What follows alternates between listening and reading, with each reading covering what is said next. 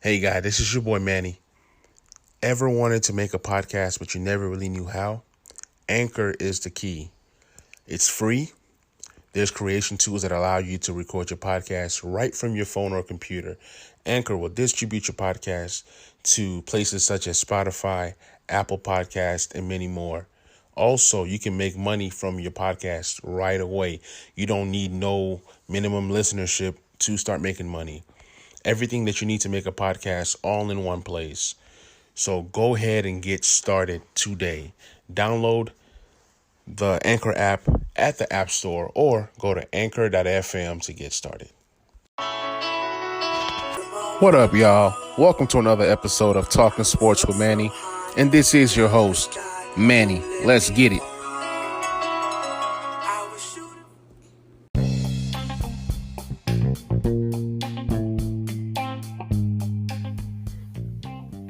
Hey guys, I have a special episode, a special guest for you guys. Chris Sanders, former Tennessee Titans player.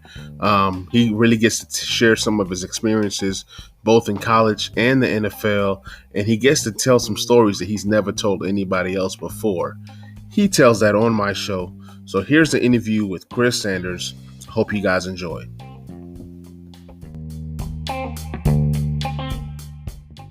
All right. So guys, man, I have a special guest.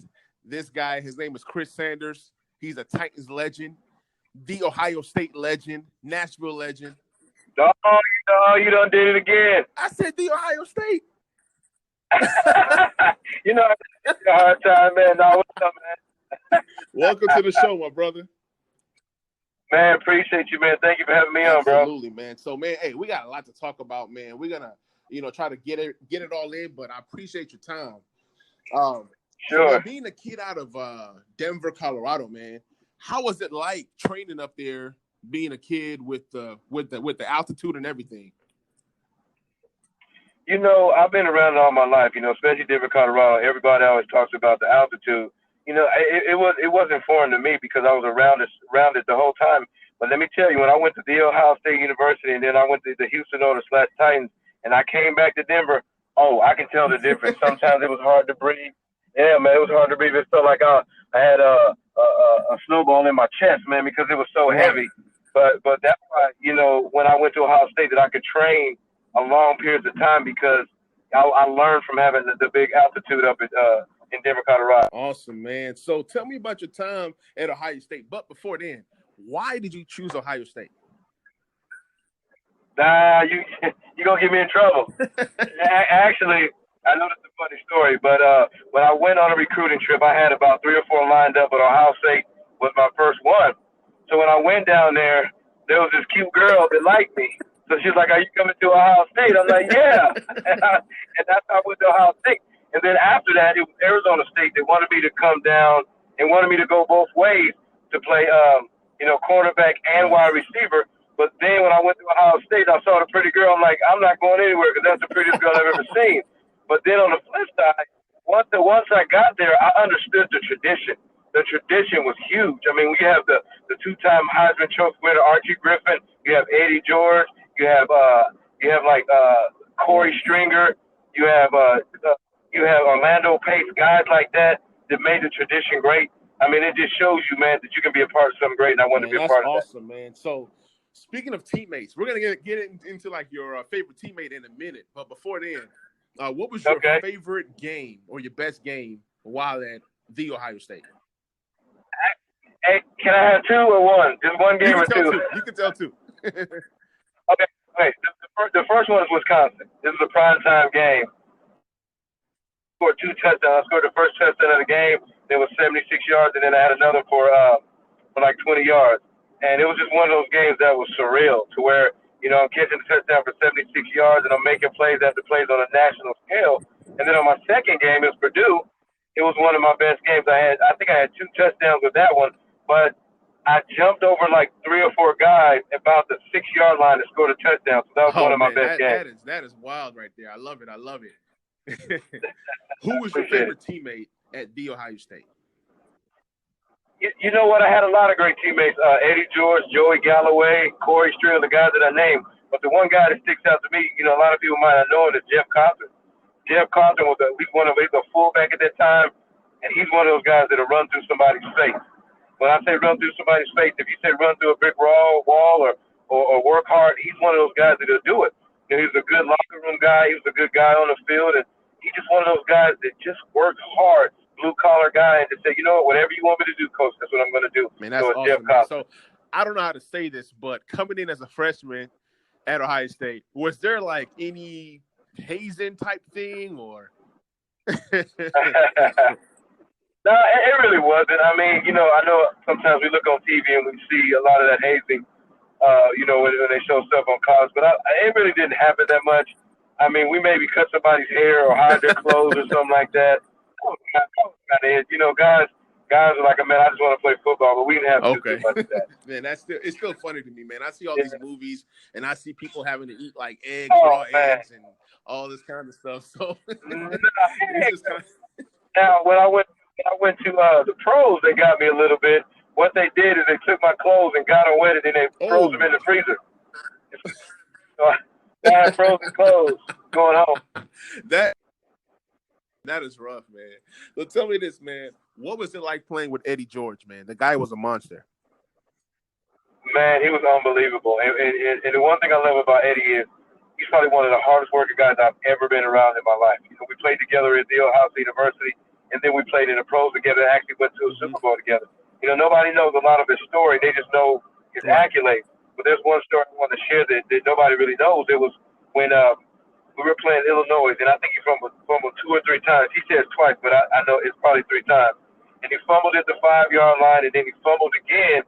And all the fans were on him, and all the media was on him, saying that he could never amount to anything. He's too big, he's too slow, whatever. And I will never forget, we were in the dorm room, and he's sitting there crying, and he's reading his Bible. And he's like, man, I don't even know if I want to even do this anymore. And I said this. I said, man, watch this. You're going to end up winning the doggone Heisman. 2 years later, this joker wins the Heisman. That's my respect. Because he never.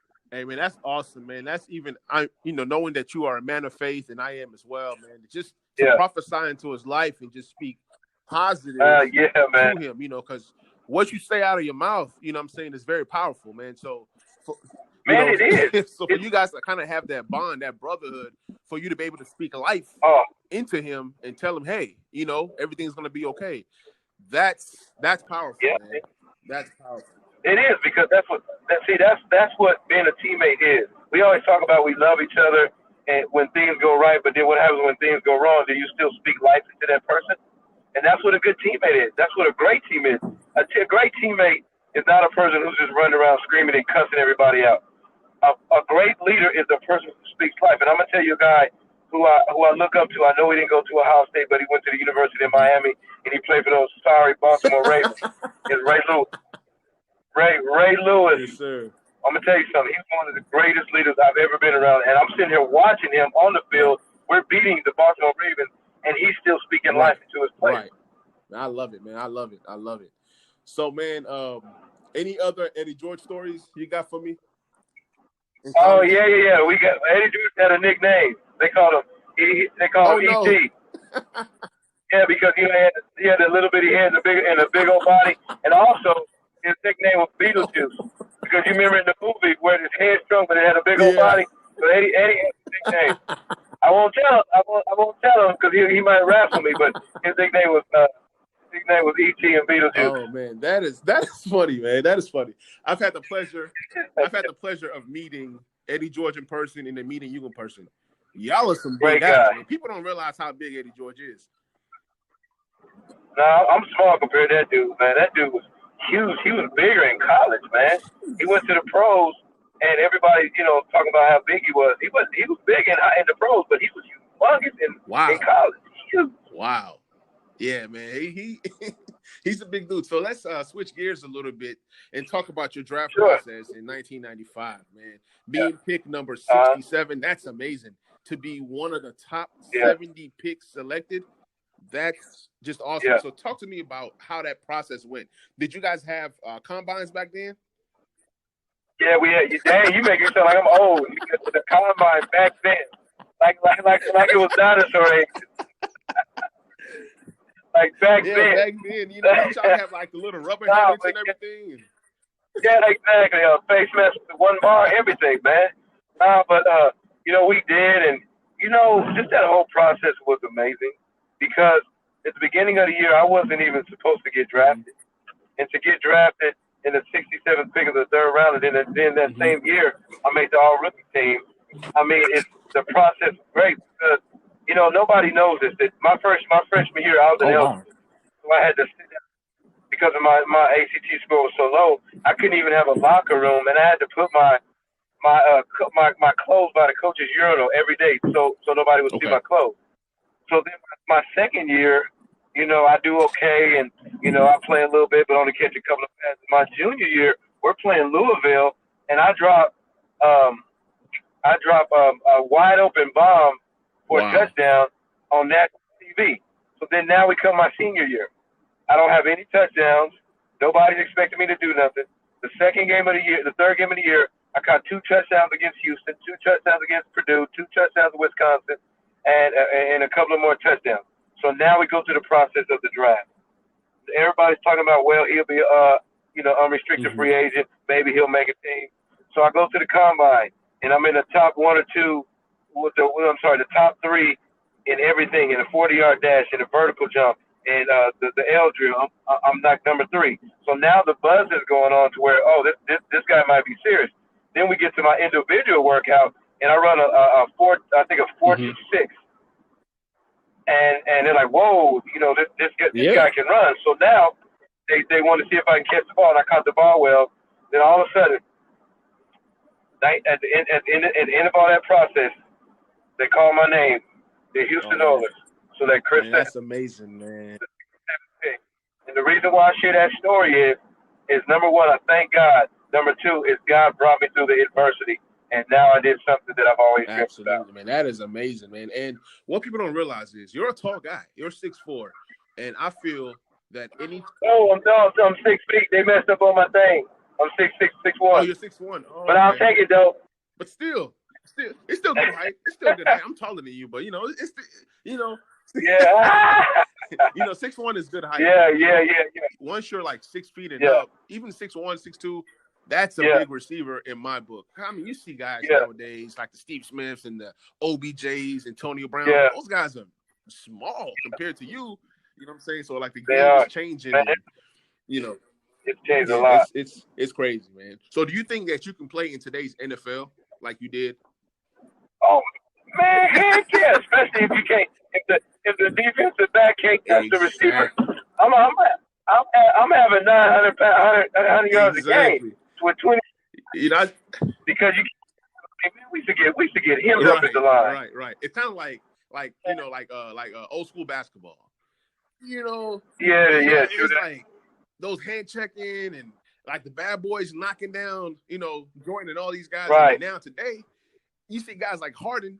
He's good, but he's doing his thing because it's just that free lane. So same thing in the NFL today, man. It's like it's a passing league, man. Yeah. It's a passing league, and receivers are eating, quarterbacks are eating, and running backs are suffering. It's a passing league. It's a passing league. That's why if you look at the Henry situation, Henry led the league in rushing yards. But why would you want to sign him to a long? Why was it so hard for them to sign him to a long-term deal? You're preaching good. You're preaching good, my brother. Uh-huh. Yeah.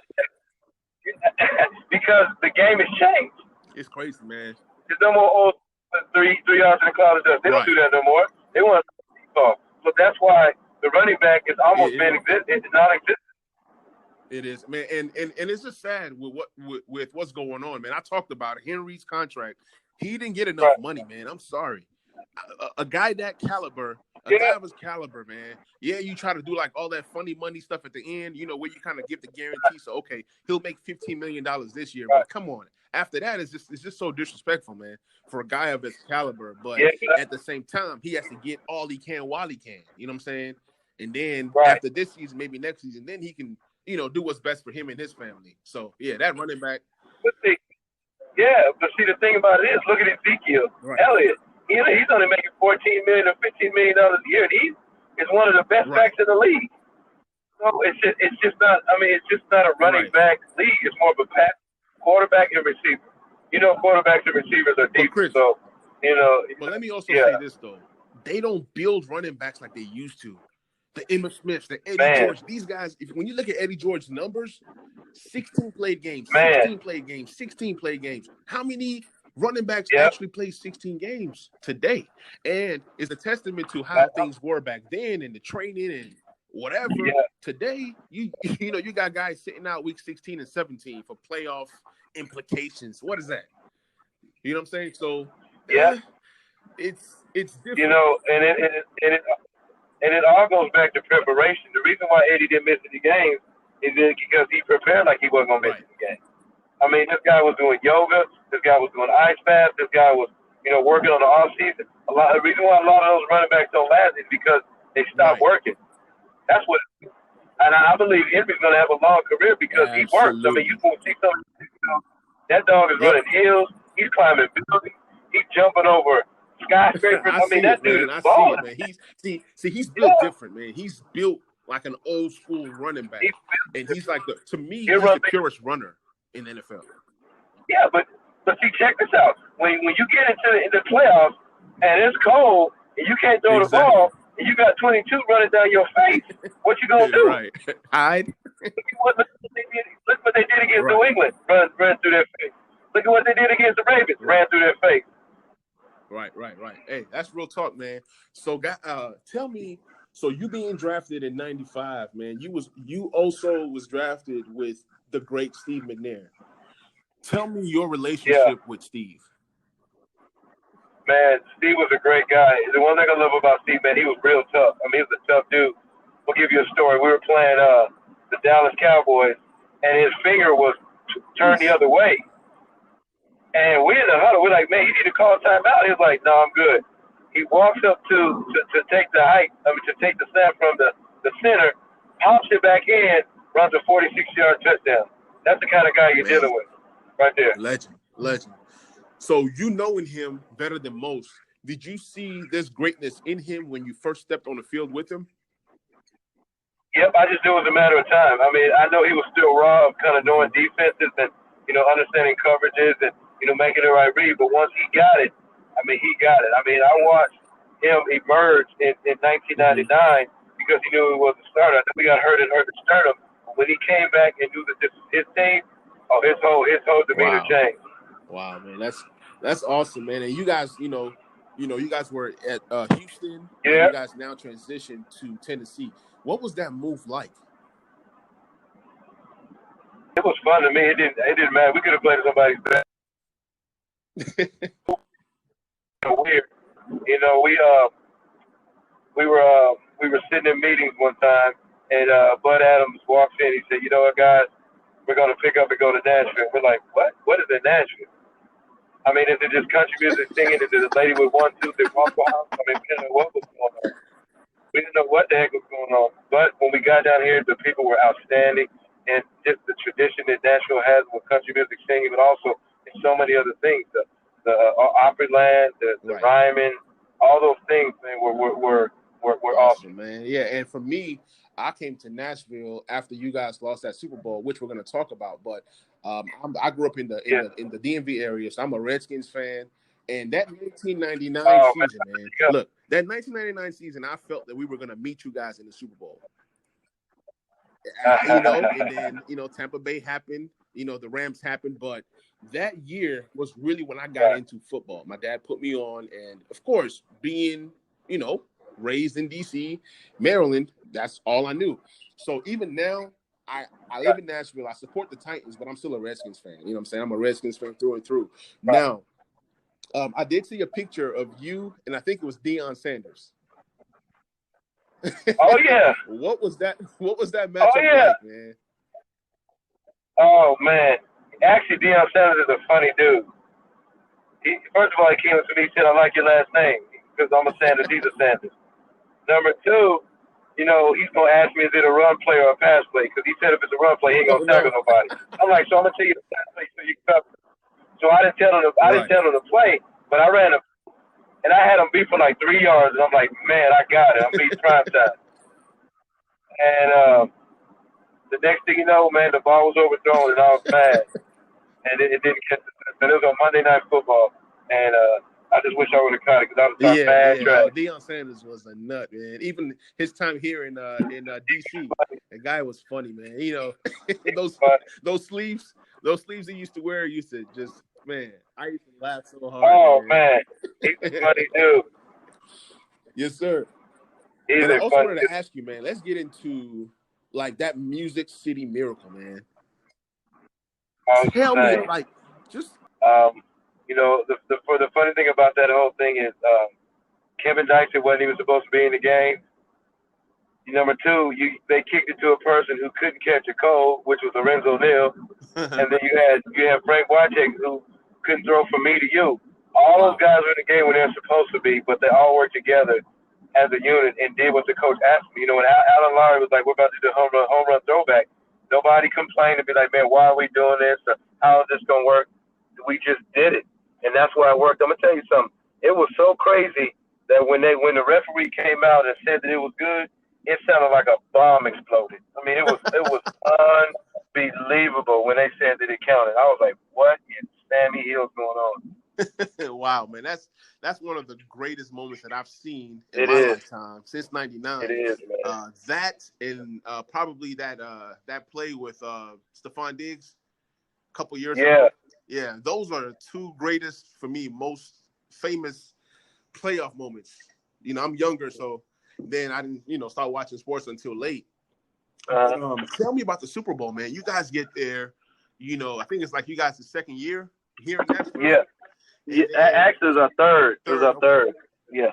And then you have the Rams on the other end, who are these guys? Yes, you know who Marshall Faulk is and some of the receivers, Holt and Bruce, yes. But who is this Kurt Warner guy? He's new. You guys are new. This is something special for the fans. Yeah. Tell me about that game. Man, it was crazy, man. And, when we played the Rams, they was called the greatest show on turf. Mm-hmm. And when I actually saw them play, I mean, they were special. I mean, they had some great receivers. They had a great quarterback. They had Marshall Faulk. They had a great defense. And they were just special, man. And we came in, we were two teams, that basically a couple of years ago, we were just unknown, really. Right. But then you have two teams that came out of nowhere that went to the Super Bowl and played an exciting game. So it was just one of those games that you'll never, ever, ever forget.